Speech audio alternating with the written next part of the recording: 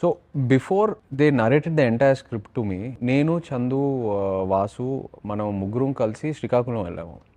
ఏదైతే ఫ్యామిలీస్ నుంచి ఈ స్టోరీ ఇన్స్పైర్ అయ్యి రాశారో అదే ఫ్యామిలీస్ దగ్గర మనం వెళ్ళి I spend some time with them. And అక్కడ వాళ్ళతో కూర్చొని వాళ్ళతో ఇంటరాక్ట్ అయిన తర్వాత నేను ఇంకా చాలా ఇన్స్పైర్ అయ్యాను. లిస్నింగ్ టు దేర్ లైఫ్, వాళ్ళు ఏదైతే నాకు చెప్పారో అది మనం వీళ్ళు ఎలా బతుకుతున్నారా, వీళ్ళు ఎలా ఇలాంటి ఛాలెంజెస్ ఫేస్ చేసి ఎలా ఉంటున్నారా, ఇది వాళ్ళు నార్మల్గా ఎలా కన్సిడర్ చేసి యూనో లైఫ్ని గడిపేస్తున్నారా అని నాకు ఎన్నో క్వశ్చన్స్ వచ్చినాయి.